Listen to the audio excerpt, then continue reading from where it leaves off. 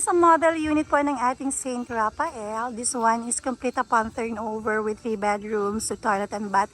Complete upon turnover with fence and gate na po yan. Kasama na rin po ang installation ng ating Meralco and water.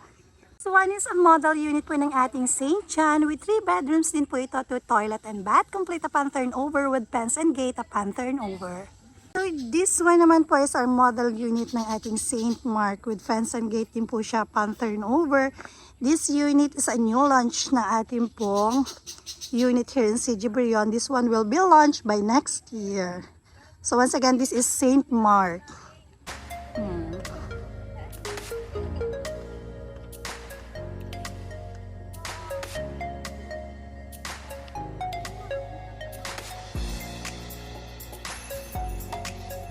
Good news for this block, may unit na po tayong itinatayo which is townhouse po ito, yung ating St. Matthew. For this block naman po, may another unit din po tayo na itinatayo which is unit po ng ating St. Timothy sa part na yan. So almost 70% na pong nakatayo yung bahay. So once again, congratulations po sa ating client.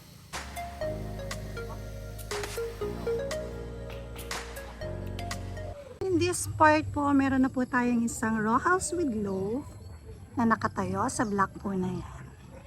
So once again, nagtatayo po tayo ng mga bahay, kahit pa isa-isa, Basta tapos na po yung down payment, gagawin na po yung bahay, then ipaprocess na po yung ating loan. Ito naman po sa part na ito ng ating subdivision. So yan, we have another row house po na nakatayo na, which is 100% na pong nakatayo. And then, dito po sa part na to, yan, may 1, 2, 3, 4 unit na po tayong nakatayo sa part na yan. So in this part, this one is turnover na po already. So kung makikita nyo po, may metro na po ng tubig at meron na rin pong supply ng ating submeter ng ating kuryente. Turnover na po already yung row house na yan. Ganito po yung sample po ng ating actual turnover ng ating mga row house with loft. Here, yan pong row house na yan. So ganun po yung style ng row house natin with loft.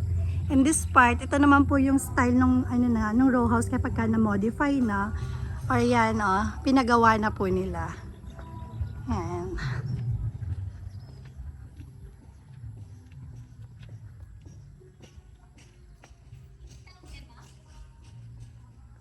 So this part po is yung model house po ng ating St. Timothy. Si St. Timothy po is yung ating pong unit na quadruplex. So sa harap po para po kayo nakaduplex, and sa kabilang side para ding nakaduplex. So kagandahan po ng unit na ito is napakalaki po ng space ng inyong lupa sa harapan. So po pwede po kayong mag-park ng 2 sasakyan sa harap niyan kasi yung harap na yan is lupa nyo pa po.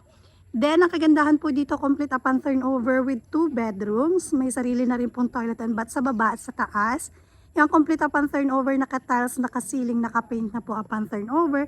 At kung mapapansin nyo po, ang ganda po ng details ng kanyang mga bintana at ng bahay. So update lang po para sa unit ng St. Timothy. Sa part po na ito, kung makikita nyo po, ongoing po yung ating construction as of now. Meron na po tayong 1, 2, 3 doon po sa likod. And then sa part po na yon, meron na rin pong itinatayong St. Timothy.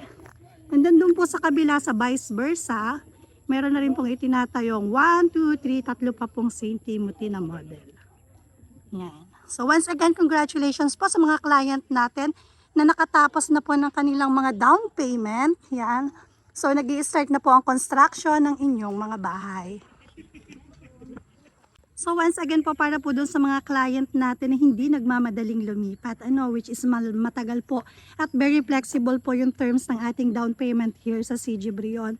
Matibay, very affordable, malapit po sa 7 Lakes. So ayan, you can message me direct sa akin pong number. It's 0908-603-1838 or you can direct message sa aking Facebook. It's Jinky Pulya Cosico. You can direct message nyo sa aking page. It's Murang Bahay by Ate Jinky. Thank you and God bless you all. Bye-bye.